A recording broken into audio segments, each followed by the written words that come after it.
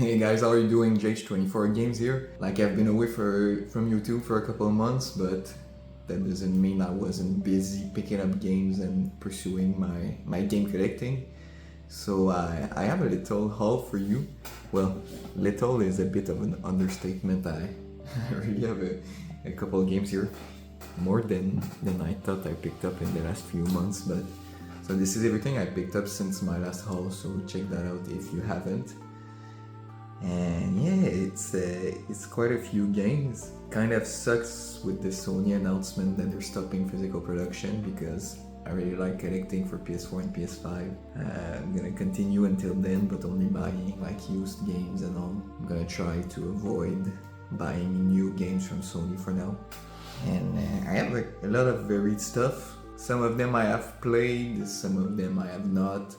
I'm gonna get you through them, little story behind them. So let's get through it. So these are like in chronological order of picking them up.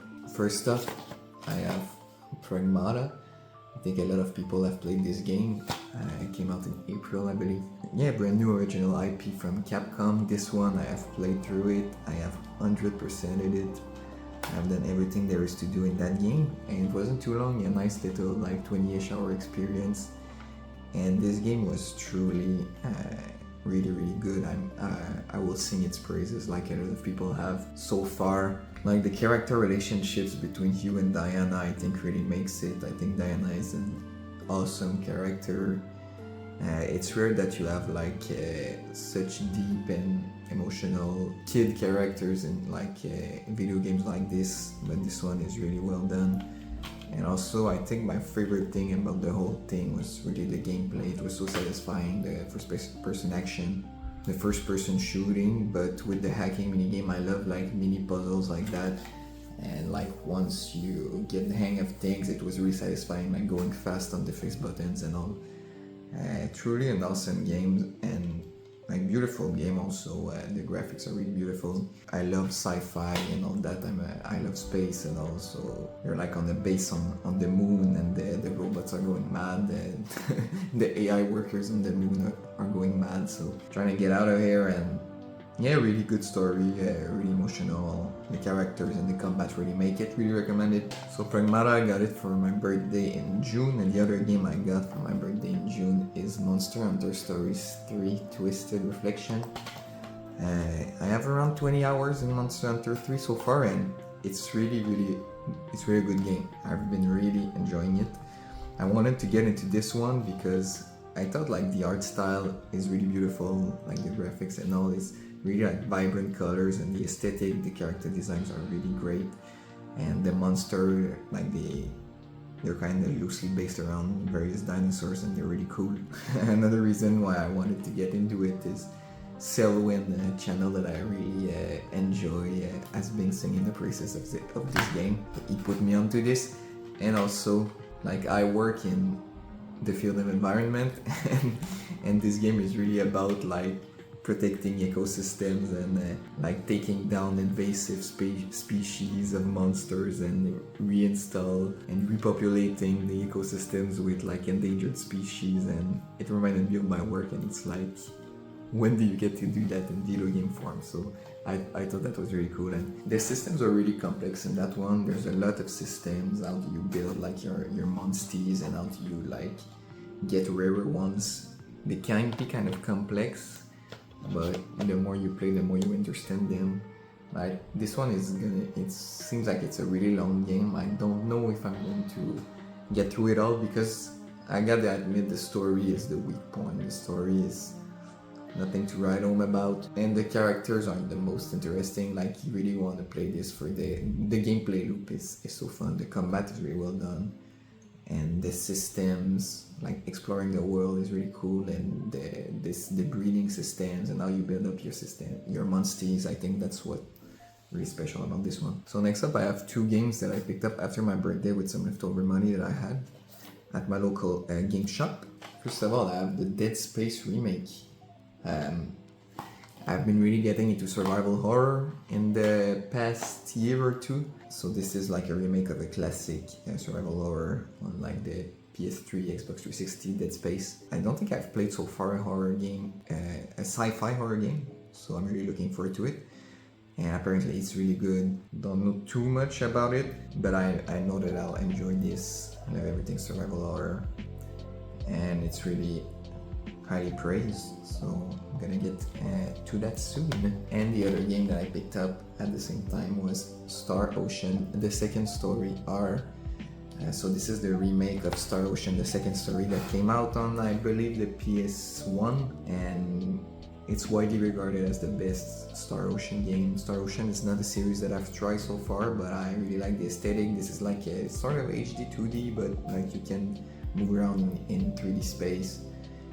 And this is a Square Enix game, and it looks like a really nice fantasy but also sci-fi JRPG.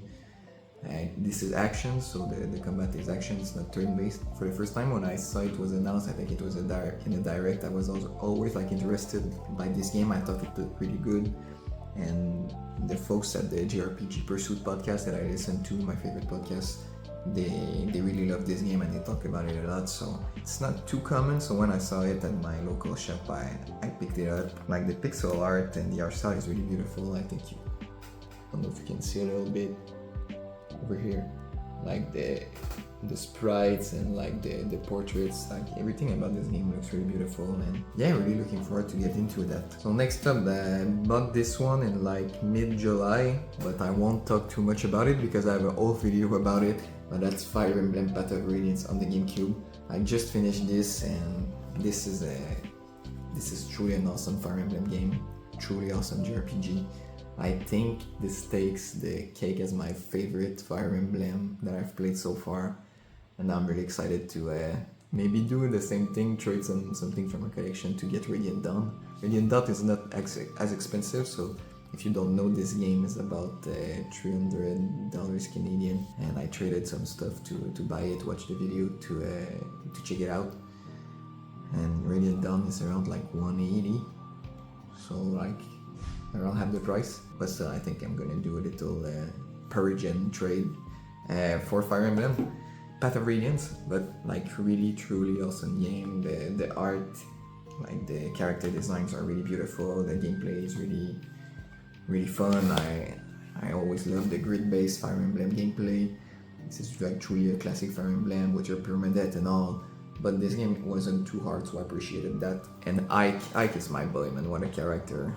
And yeah, the story was really great too. I love political stories in games, and Fire Emblem, I think they do it really well when they hit. And Three Houses is a good example of that also. Next up, there was a little sale on VGP, Video Games Plus, that I buy games sometimes from. I really wanted to pick up Hades 2, so I have Hades 2 on the Switch too. I'm planning on buying a Switch 2 kind of soon, before the price hike ideally, which is like September 1st. I know this goes against my famous why I don't want to Switch 2 video, but I think things have changed since then. Like the games that were announced are like, they convinced me that I'm gonna get a Switch 2 sooner or later. There's evidently Fire Emblem's Fortune's Weave, which is Fire Emblem is probably my favorite video game series, so I have to get on that.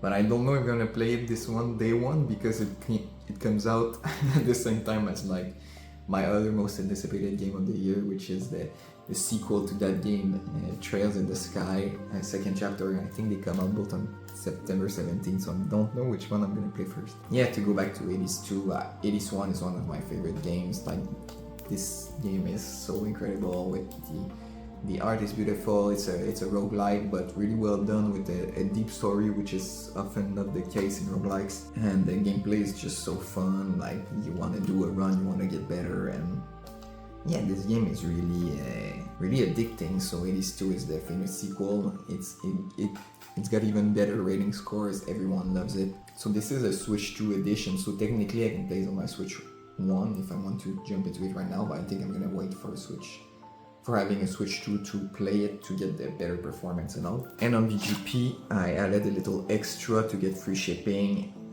It is Shovel Knight Treasure Trove.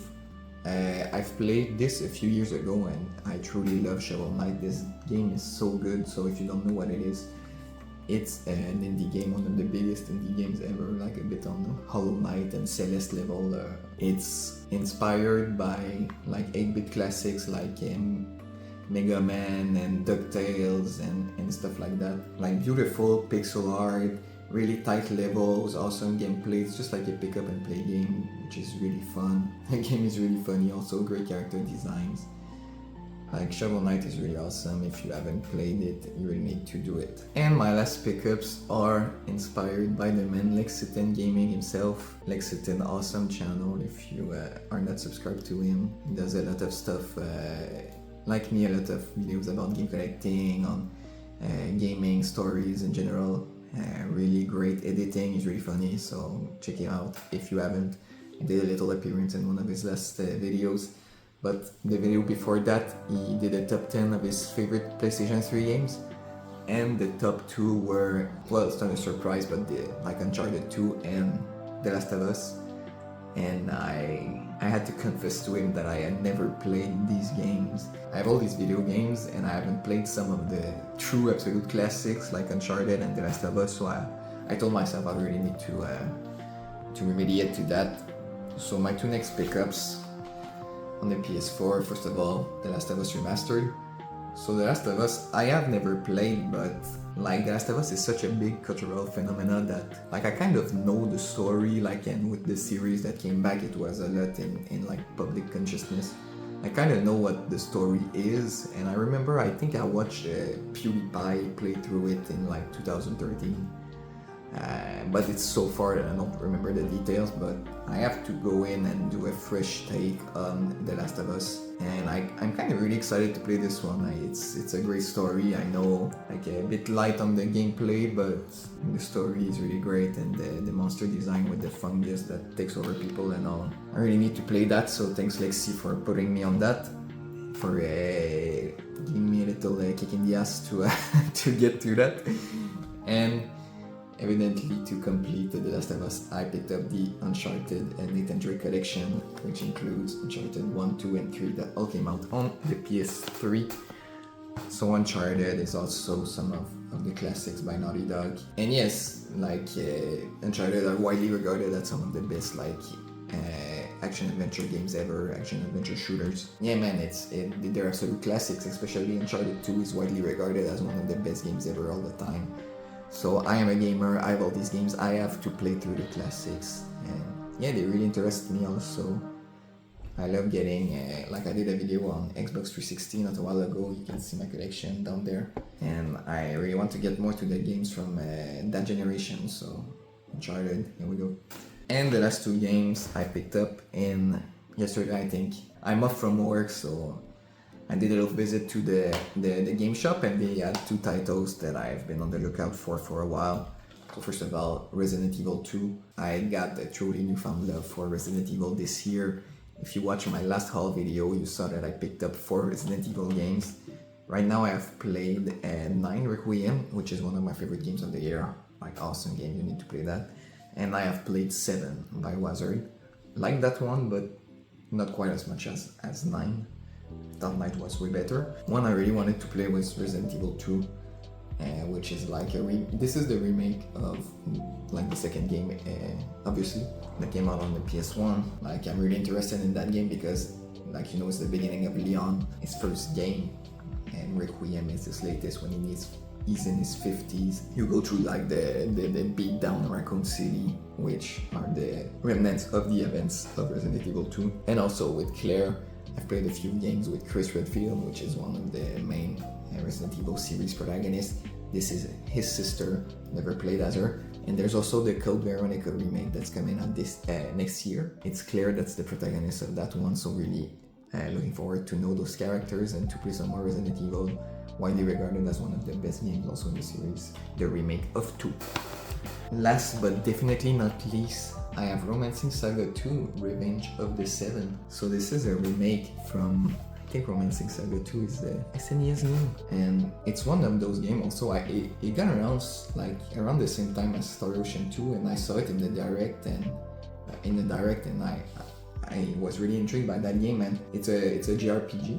Like the Saga series is a long-running JRPG series. But what really hooked me with that one. It's like they were selling it. I don't know, but well, I heard that it's really good, but I don't know if it's like a main point of this. But what really interested me, it's like the game goes through multiple generations, so you have to like just to build and maintain your kingdom throughout the multiple generations. And I thought that was really cool, like to go through characters and just to maintain your kingdom throughout all those years. Saga games are really complicated in the combat wise, but I've heard that in this game it's really well remade and well explained, so I don't think I'm gonna have too much trouble playing this one, and I'm really looking forward to it. It looks really cool. So another big JRPG that I'm adding to the backlog. And also it was shouted out a lot by the JRPG Pursuit podcast, which I cannot recommend enough.